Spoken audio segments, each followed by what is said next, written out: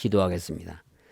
하나님 아버지, 오늘도 십자가에 죽으시고 부활하신 주님을 바라봅니다. 이 시간 저희들이 마음과 뜻을 다하여 하나님을 향하오니 하나님 친히 말씀하여 주시옵소서. 그래야 오늘도 하나님의 말씀에 순종하는 복된 한 날 되게 하옵소서. 예수님 이름으로 기도드립니다. 아멘. 오늘 말씀은 스가랴서 11장입니다.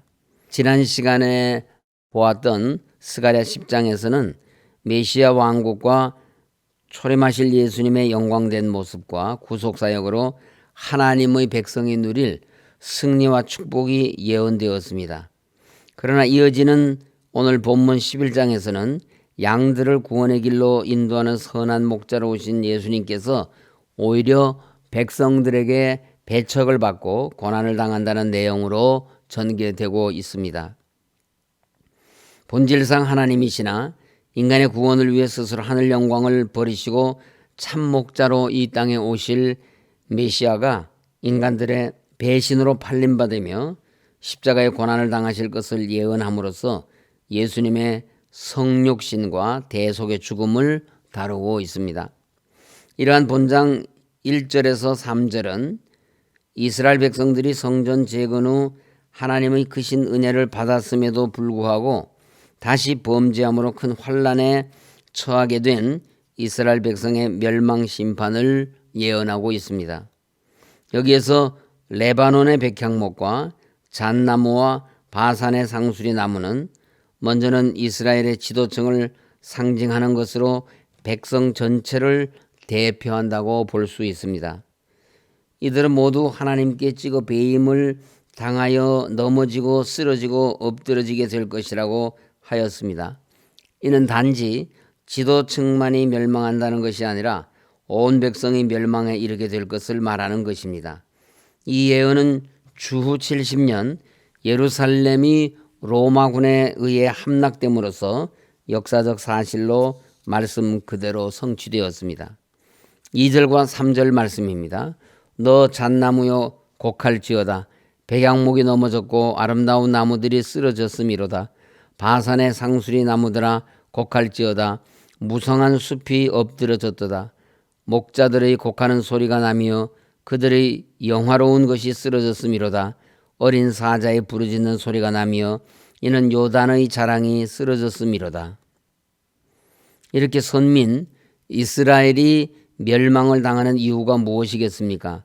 그 이유에 대한 답이 4절부터 14절에서 제시되고 있습니다. 4절 이하의 내용은 장차 하나님의 택한 백성을 구원하시기 위해 오실 메시아께서 이스라엘의 배척을 받고 고난당하실 것을 예언하는 내용입니다.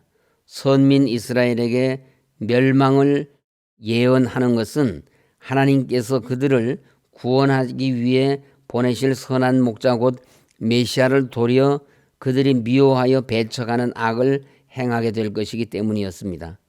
예수님이 누구십니까?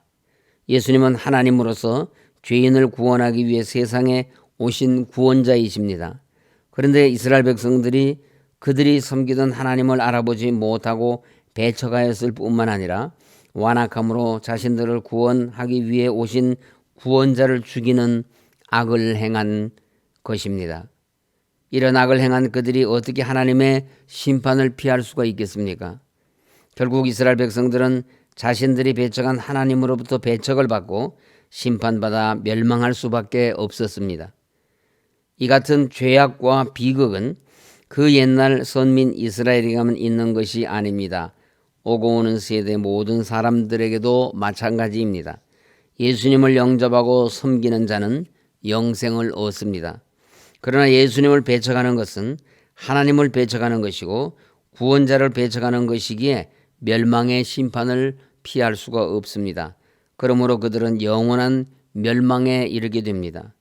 그런 의미에서 예수님을 배척한 이스라엘의 멸망은 예수님을 배척하는 자들에게 임할 영원한 멸망의 예표라 하겠습니다.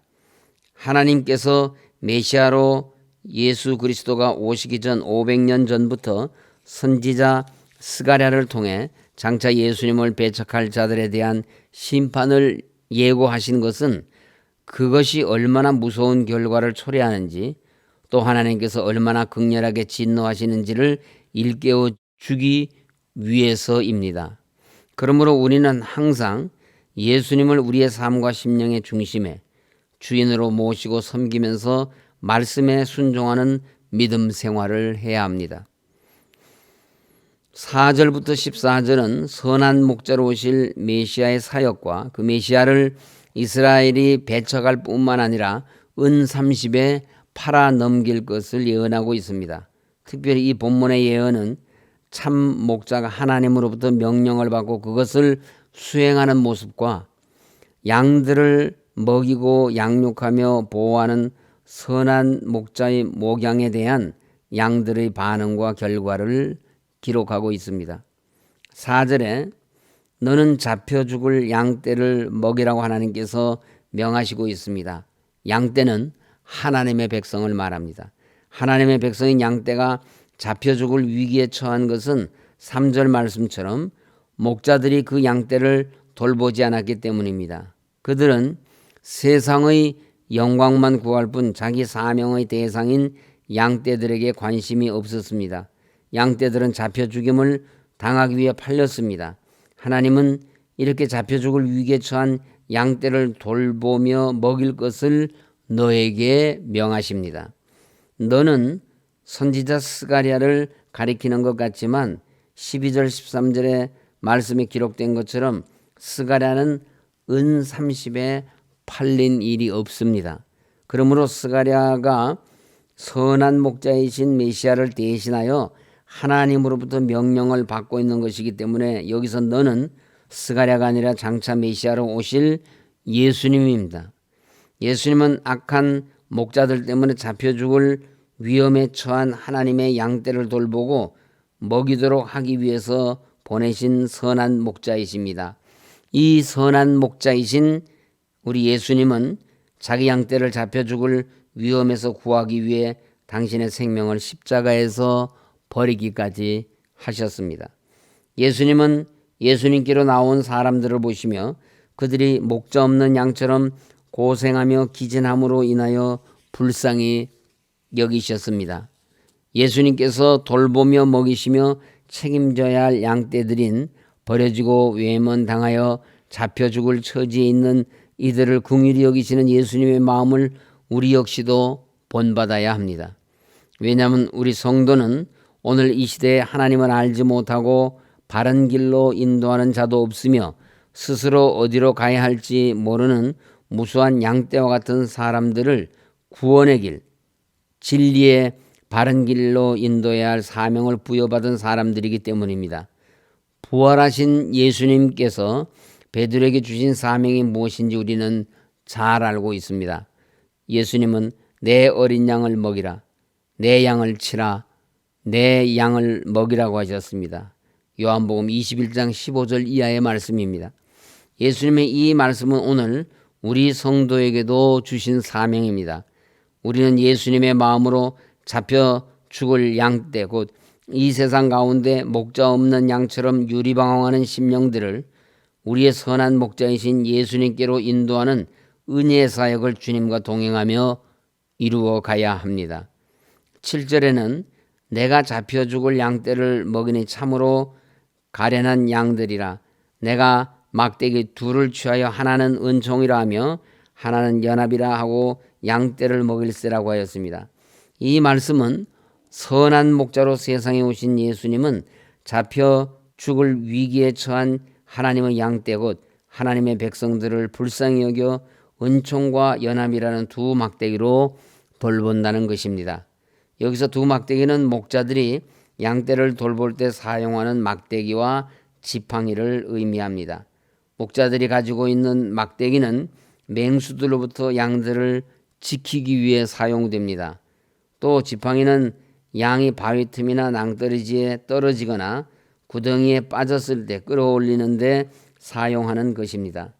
이와 같이 예수님께서도 하나님의 양떼를 돌보실 때 은총의 막대기와 연합의 지팡이를 사용하십니다.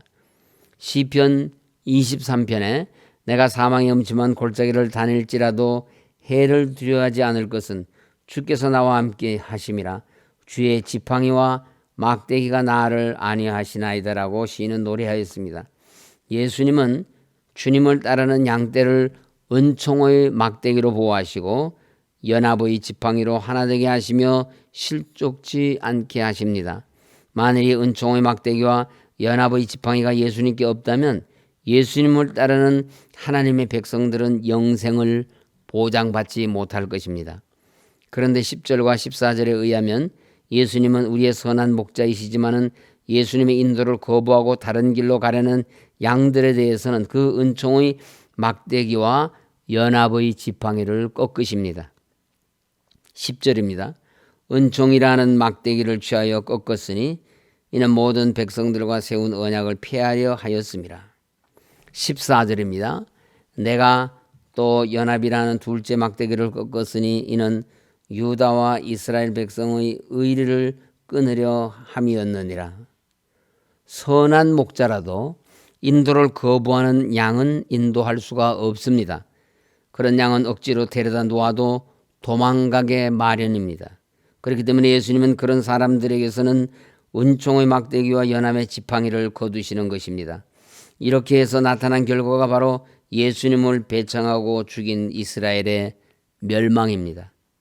그러나 예수님의 인도를 받는 자들에게는 은총의 막대기와 연합의 지팡이를 결코 거두지 않으십니다. 마귀가 우는 사자와 같이 삼킬자를 찾아다니며 기회를 엿본다 해도 예수님은 우리를 은총의 막대기로 안전하게 보호하시고 잠시 곁길로 빠져 헤매다가 바위 틈과 구덩이에 빠지는 위험을 만난다고 할지라도 연합의 지팡이로 구원해 주십니다. 그러므로 우리 성도는 선한 목자 되신 예수님의 양떼로 목자이신 주님의 음성을 쫓아 예수님의 인도에 순종하며 살아야 합니다. 그러면 우리의 선한 목자, 참 목자이신 예수님은 우리를 인생의 모든 위기에서 구원하실 뿐만 아니라 부족함이 없는 푸른 초장과 쉴 만한 물가로 인도해 주시는 것입니다. 12절을 보시면은 내가 그들에게 이르되로 시작됩니다. 여기서 그들에게는 메시아 예수님을 미워하고 배척하는 대다수의 이스라엘 백성을 가리킵니다. 너희가 좋게 여기거든 내 품삯을 내게 주고 그렇지 아니하거든 그만두라 하셨는데, 좋게 여긴다는 것은 선한 목자로서 예수 그리스도를 인정하는 것 또는 예수님의 사역에 고맙게 여기면 그에게 합당한 품삯을 지불하여 줄 것을 요구하신 것입니다. 예수님이 양떼에게 요구하신 품삯이 무엇이겠습니까? 악한 목자는 양들을 자기의 이익의 수단으로 삼기 때문에 물질적인 것을 요구하거나 심지어 양들을 잡아먹거나 팔기도 합니다. 그러나 선한 목자가 자기 양들에게 요구하는 것이 있다면 그것은 순종과 믿음입니다. 선한 목자는 자기 양들이 그를 믿고 그의 음성을 듣고 따라와 주면 그것으로 만족합니다. 그런데 품삯을 요구받은 양들 곧 이스라엘 백성들은 이렇게 하였습니다. 그들이 곧 은 30개를 달아서 내 품삯을 삼은지라고 하였습니다. 이는 이스라엘 백성이 그들의 목자 되시는 메시아 예수님을 은 30에 팔 것을 예언한 것으로 그들이 예수님을 멸시천대할 것을 예언한 말씀입니다. 은 30은 죽은 종의 몸값에 해당하는 돈이었습니다. 출애굽기 21장 32절에서는 만일 다른 사람의 종이 자기 소에 바쳐 죽을 경우 소 주인은 종의 주인에게 종의 몸값으로 은 30을 지불하라고 하였습니다. 선한 목자이신 예수님은 본절의 예언대로 실제로 가룟 유다에 의해 은 30에 팔리셨습니다. 예수님은 그의 양들을 구원하시기 위해 오셨으나 억만금을 주고도 보답할 수 없는 그 은혜를 가룟 유다와 동시대 유대인들은 예수님을 멸시하였으며 그 은혜를 거부한 것입니다. 그들은 예수님을 이미 죽일 종으로 여겨 그에 합당하는 종의 몸값을 은 30을 주고 죽이고 말았던 것입니다. 이것이 이스라엘이 하나님의 심판을 받아 멸망할 수밖에 없었던 이유였습니다. 말씀을 마치겠습니다. 우리를 친히 인도하시며 은총의 막대기와 연합의 지팡이로 보호하시고 또한 우리를 구원하시기 위해 십자가의 대속물로 죽으신 예수님께 우리가 드릴 수 있는 최고의 품삯이 있다면 그것은 예수님을 믿고 따르며 그 음성에 순종하는 것입니다. 우리가 드릴 수 있는 최상의 것은 믿음과 순종입니다. 우리 중에는 예수님을 믿고 순종하는 대신 은30 같은 하찮은 제물로 예수님의 고귀하신 품삯을 대신하려는 어리석은 사람들이 있습니다. 이것은 예수님께 드리는 정성도 되지 못하고 신앙은 더더욱 아니며 본질상 성자 하나님이신 예수님을 멸시하는 악한 것임을 우리는 알아야 합니다. 예수님은 창세전에 하나님께서 구원하시려고 택정하신 하나님의 백성을 세상 종말에 다 구원하시기 위해 자신의 생명을 십자가의 대속물로 드렸습니다. 한 알의 씨앗이 땅에 떨어져 죽어서 많은 열매를 맺듯이 예수님의 십자가 대속의 죽음은 우리 죄인을 구원하시려 십자가에 죽으신 예수님을 믿는 자마다 영원히 죽지 않는 영생의 길을 우리에게 주셨습니다. 그러므로 구원받은 우리 성도는 언제나 하나님의 은혜와 예수님의 사랑에 감사하고 주님과 동행하며 거룩하고 복된 천성길을 오늘도 찬송하며 나아가시기를 간절히 소원합니다. 이 시간 우리 다 같이 합심하여 기도하겠습니다. 손다리 목사님을 위해서 기도하시고 또 5월 23일 실시되는 항존직 선거를 위해서 기도하시고 마지막으로 코로나19 백신 접종이 잘 될 수 있도록 위해서 기도하시겠습니다.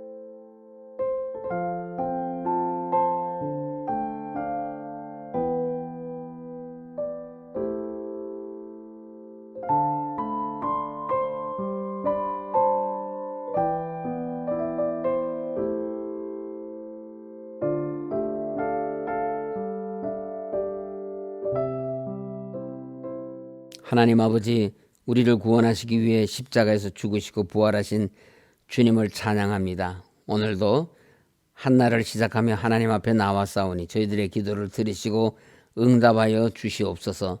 저희들이 오랫동안 하나님의 목회를 감당하실 신실한 목사님을 하나님께서 친히 찾아 보내주시기를 간구하였더니 손 목사님을 보내주심을 감사드립니다.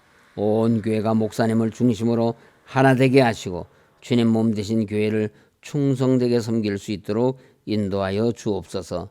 온 성도들이 성령 충만하여 서로 뜨겁게 살아가며 복음을 전하는 데 힘쓰는 우리 서울교회 되게 하여 주옵소서.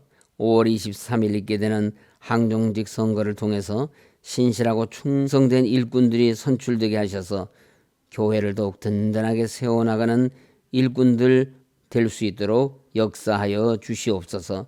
코로나19 백신 원활하고 안전하게 접종되게 하셔서 속히 코로나19가 소멸되게 하시고 코로나19가 장기화됨으로 해서 어려움을 겪고 있는 많은 사람들을 하나님께서 불쌍히 여기시고 저들을 지켜주시옵소서.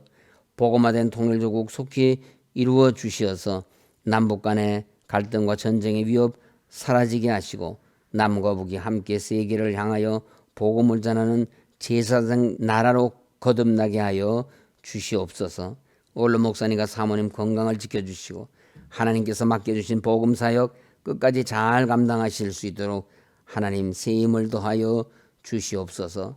우리들 가운데 연약한 분들이 많이 계시오니 하나님 치료하여 주시옵시고 회복해 하여 주시옵소서. 이 새벽에 하나님께 구하는 저희들의 간구에 하나님 응답하여 주옵소서. 예수님 이름으로 기도드립니다. 아멘.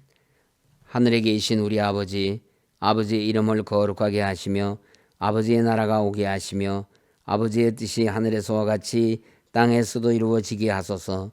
오늘 우리에게 일용할 양식을 주시고 우리가 우리에게 잘못한 사람을 용서하여 준 것 같이 우리 죄를 용서하여 주시고 우리를 시험에 빠지지 않게 하시고 악에서 구하소서. 나라와 권능과 영광이 영원히 아버지의 것입니다.